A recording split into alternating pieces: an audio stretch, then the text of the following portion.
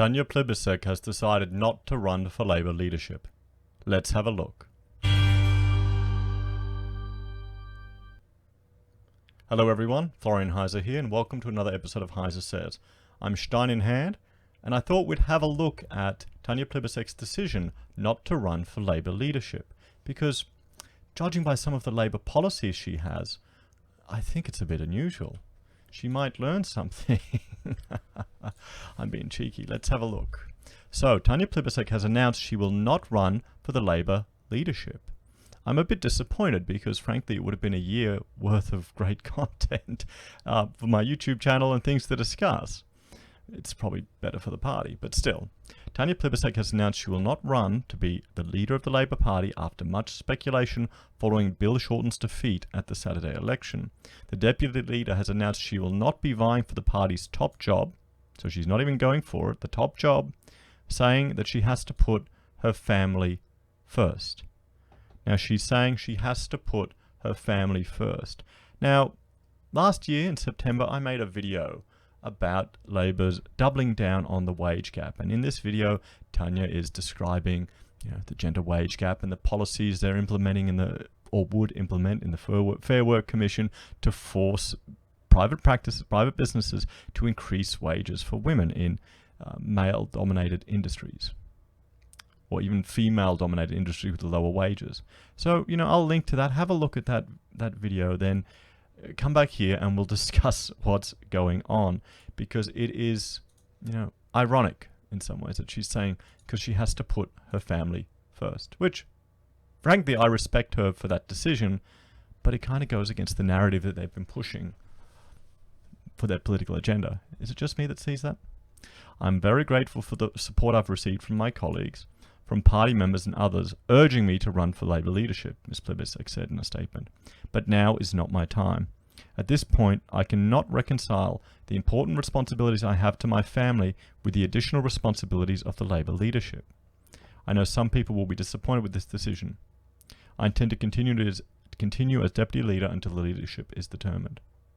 Former Prime Minister Julia Gillard also came out in support of Ms. Plibersek for the top job. Ms. Plibersek, who holds one of the safest Labour seats in the country, is from the left faction of the party, which is probably a good thing. I argue that we need to shift the window. We need to move the dialogue to the right, to a more conservative and sensible position. And because of that, we need to adjust what people can talk about. We need to encourage Labour to get someone from their right faction in there so we have a sensible dialogue. We'll see what happens. She was expected to announce her intention to enter the ballot today after yesterday saying that she was considering the run. I'm certainly considering it, she told ABC Insiders this morning. My determination is to ensure we're at the best place to win in 3 years' time. It is crucial for the opposition to continue to focus on discipline and unity, she said. I'll talk to my colleagues today, but of course I'm considering it. She's considering it. So it's definitely something interesting that she's considering running. I mean, she's decided not to go, but remember, during election night, when we were looking at the footage, her argument was that the Australian populace just couldn't understand their policies. That's what she was putting forward. Do we want someone like that in charge of Labour? Do we need someone like that in charge of Labour? Will that be good for the nation? You want the LNP, even if you're a supporter of the LNP, you want them to have good competition. You want there to be challenge in the House. Iron sharpens iron. According to the ABC political reporter Patricia Karvelis, Ms. Plibersek would have had the numbers in Victoria. Okay, cool. Anthony Albanese, the opposition spokesman for infrastructure, and also from the left of the party again, yesterday announced his intention to run for the leadership. And it looks like he's going to be the only one running. Mr. Albanese became the first to officially announce his run at a pub in Balmain in Sydney's inner west. He was full of praise for Mr. Shorten, who will remain in the interim role until his successor is chosen. He has fought a tough campaign.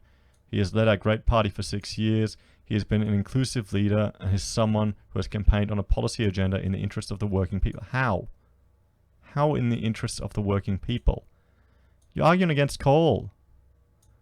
Do they not understand what's going on here? Do they not understand what they're talking about here? It's worrying. It is concerning that their interests of the people. Anyway, Mr. Albanese was a rank-and-file choice over Mr. Shorten in 2013 after Kevin Rudd's defeat. However, a rule change determining how the Labour leader is picked, 50% from the caucus, 50% from the membership, saw Mr. Shorten ultimately chosen. The Shadow Treasury Minister, Chris Bowen, is also expected to run for leadership. He was part of Mr. Shorten's inner circle, but will be hampered by the fact that he was the main architect of Labour's big-picture tax reform agenda, which was rejected at the ballot box yesterday. My understanding is that Mr. Bowen has pulled out. Mr. Bowen said he would consult with his family before making any decision about his leadership ambitions. Well, yeah, that's the thing. That's what everyone has to remember. It comes down to your family and how much time you want to spend with them, because these jobs aren't easy. So, Labour's National Executive Committee met on Monday to lay out the framework for the leadership ballot. The full Labour executive, comprising senior MPs and key party officials, will meet on Wednesday.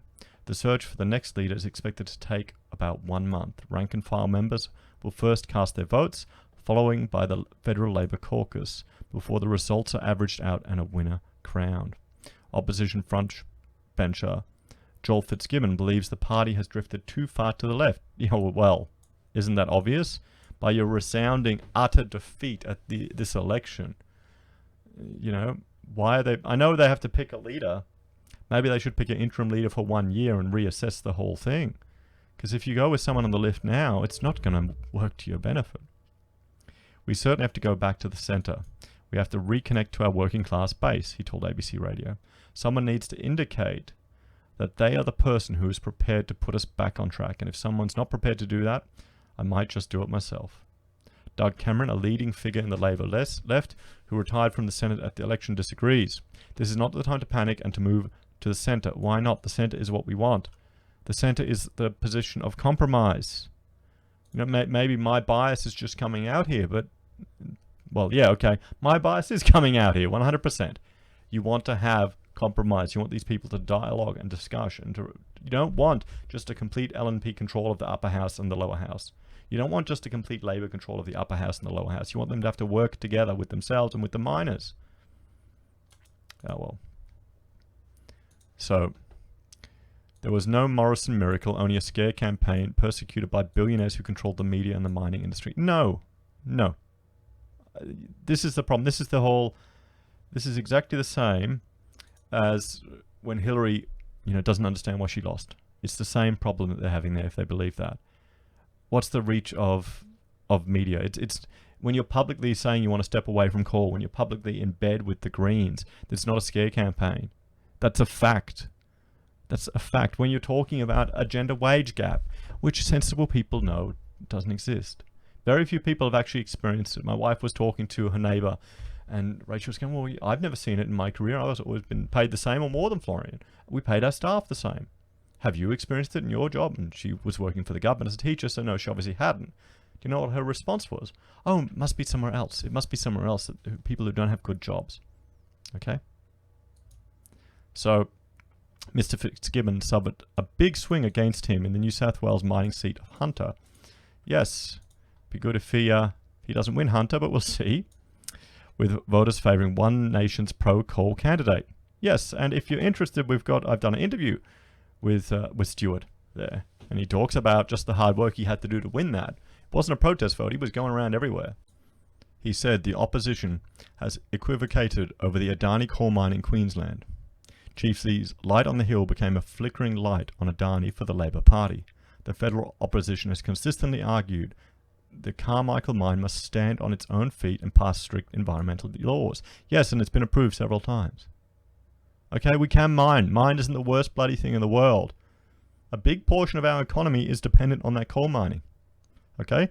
Coal mines have helped me start my business, have helped me buy my house. So I'm biased towards that. 2 coal mines we worked on, big projects. And I'm a little architect here in the middle of the city. Where do you think that money flowed through? We didn't hold on to it. We couldn't hoard it. We had to spend it, pay for our bills, pay for our staff, pay for our software. That's how these things work. And then our diet was terrible. We were even probably buying all the, organic vegetables and stuff. Probably more Maccas, to be honest. Too much Maccas. So we need to make it clear, back to the article, that if it was able to do so, that of course Labor would want investment in jobs, Mr. Fitzgibbon said. Okay. What do you mean? Yes, you are able to do so. Abandon your policies. Abandon your terrible policies that don't work. That's what you should do. So let's have a look. Let's have a look at, this is just a rough estimate or an out of date from a couple of years, but it's good for this example of the wages.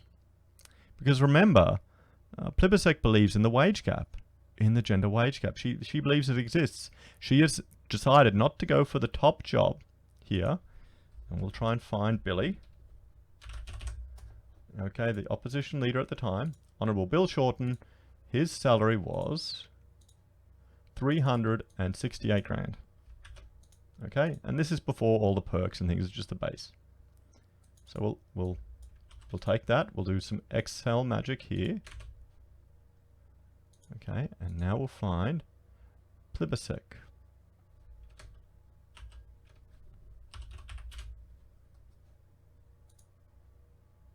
There we go.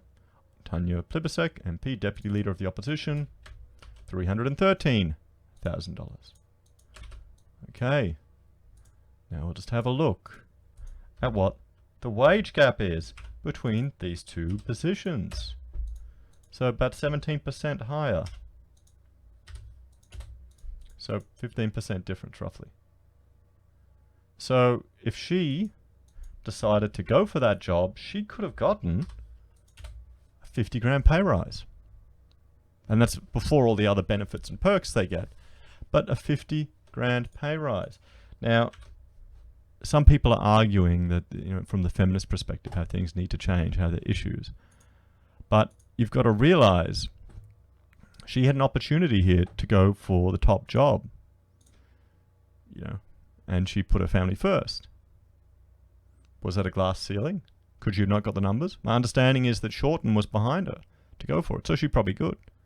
I have no issue with the decision she made. I completely respect it. And I think it's quite brave for her to do that. And family is more important in the end. But how could you argue for discriminatory policies when you yourself are prioritizing other things? Let me know what you all think, guys. Please like, share, and subscribe. Ding the bell to see my future updates. And I will see you all again tomorrow. Bye for now.